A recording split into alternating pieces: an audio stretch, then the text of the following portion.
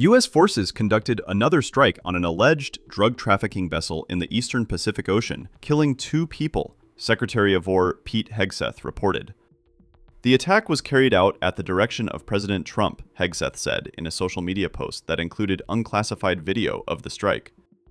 Intelligence confirmed that the vessel was involved in illicit narcotics smuggling, transiting along a known narco-trafficking route and carrying narcotics, Hegseth said.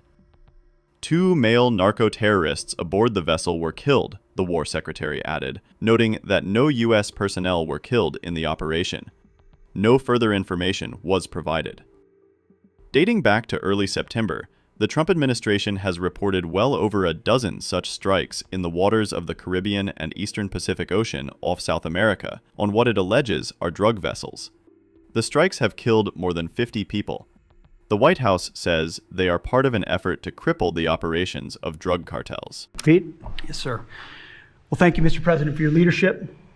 Chief, likewise, Tulsi and Todd and Dan and Pam and Christy and Stephen and Cash. I mean, I could go around the table. From the Department of War, we are thankful and grateful for the incredible effort that your agencies put in. And we could not be more proud to stand shoulder to shoulder with you. Not superficially, not kind of over here, but front and center on the Homeland Security Task Force, right there with you. Because our department has spent over 2 decades defending other homelands, and we're very proud to be defending our own. And if you talk to the troops down, say, on the southwest border, Mr. President, morale is sky high and continues to be, because they're proud to be defending their own communities, their own state, and their own country. So when that executive order was signed, the mission was clear: protecting the American people against invasion. And so the Department of War went straight to the southwest border. We still have 10,000 troops there. We have national defense areas. We're standing alongside the Border Patrol, and we've locked that border down, 100% control of the southwest border. We stopped the invasion.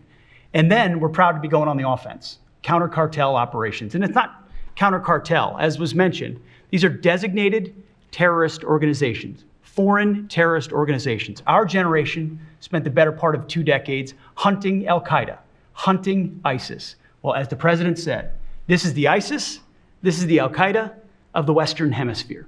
They intimidate, they terrorize, they extort, they poison the American people. The president's right. Every boat we strike is 25,000 Americans whose lives are saved because of the drugs that were headed in our direction. So our message to these foreign terrorist organizations is we will treat you like we have treated Al-Qaeda. We will find you, we will map your networks, we will hunt you down, and we will kill you. And you've seen that evidence in the maritime domain, whether it's in the Caribbean or in the Pacific with the last 2 strikes. We know exactly who these people are. We know what networks they work with, what foreign terrorist organizations they're a part of. We know where they're going, where they originated from, what they're carrying. And they know we know. And that will soon start to change the calculus of these boats. So the critique of this is, of course, as often is the case, wrong. We know our authorities. It's locked tight, and we're going to treat them like foreign terrorist organizations on the offense. So the Department of War is not going to degrade or just simply arrest. We're going to defeat and destroy these terrorist organizations to defend the homeland on behalf of the American people, making the jobs of law enforcement safer in the process, making the communities of Americans safer in the process. We think it's a very core mission of the Department of War, and we're proud to be here, Mr. President. Thank you very much, Pete. What we inherited from this past administration is like disgraceful. In a matter of weeks, the task force has made the largest number of arrests of cartel leaders, operatives, and gang members in American history, more than 3,000 and counting. That includes members of the ultra-violent New Generation Cartel, the Sinaloa Cartel, the LNFM Cartel, MS-13 Cartel, and you know MS-13, the gang, and Tren de Aragua, another beauty. That's a group of real garbage we have to deal with, that we shouldn't have to deal with. These are, in addition to the massive numbers of dangerous criminals my administration arrested nationwide since January 20th, numbering over 120,000. It's a record, and 120,000 criminal arrests. Thank you very much. Unfortunately, for 4 long years before I took office, the last administration allowed the cartels and their operatives to frankly take over our country, to freely infiltrate America and all the communities nationwide. Along with transnational gangs, these groups have unleashed more bloodshed and killing on American soil than all other terrorist groups combined. These are the worst of the worst. It should now be clear to the entire world that the cartels are the ISIS of the Western Hemisphere, in addition to their monstrous violence, such as cutting off heads, burning their enemies alive, and burning innocent people alive, too, by the way. The cartels control large swaths of territory. They maintain vast arsenals of weapons and soldiers, and they use extortion, murder, kidnapping to exercise political and economic control. Thank you very much, Joe Biden, for allowing that to happen. Biden surrendered he just surrendered our country to the cartels. Don't worry, it gets better. We're taking it back. It's really fast at levels that nobody's ever seen before. But what we had to put up with, what we inherited, was just a disgrace. And while Biden was president, if he was president, I think the Autopen was president, not Biden, nearly 100% of those who infiltrated our southern border did so because they were personally approved.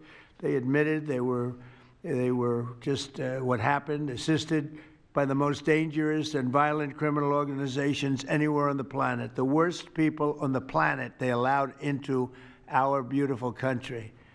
Under the Trump administration, we're finally treating the cartels as the core national security threat that they really are. The cartels are waging war on America, and just as I promised in the campaign, we're waging war on them like they've never seen before. All you have to do is turn on your television and you'll see what's happening to them. Past administrations have tried to mitigate this threat, and our objective is to eliminate it. We're not mitigating, we're eliminating. We're getting them out. The bad ones we're putting in prison. We hate to do that because that means we're stuck with them for 50 years or more. In recent weeks, our Homeland Security Task Force has seized more than 70 tons of deadly narcotics, along with more than 1,000 illegal guns, and that's just recently. This is already the most successful anti-cartel and anti-gang operation in American history, and it's just getting started. We have incredible people. A lot of them are in this room with us today, and it's an honor to have them.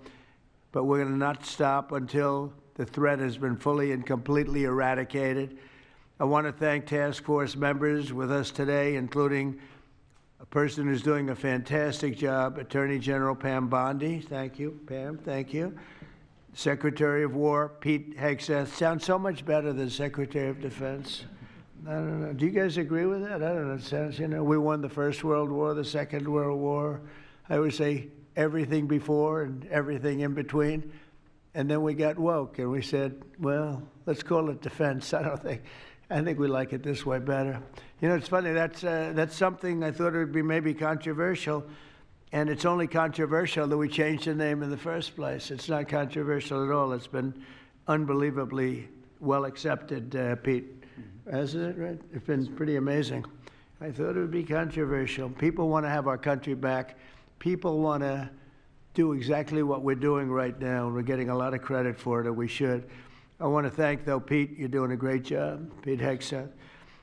Secretary of Homeland Security, Kristi Noem. Kristi, thank you very much. Director of National Intelligence, Tulsi Gabbard. Tulsi, good job. And the heads of all of the law enforcement agencies all throughout the room. You're really amazing, the job you've done.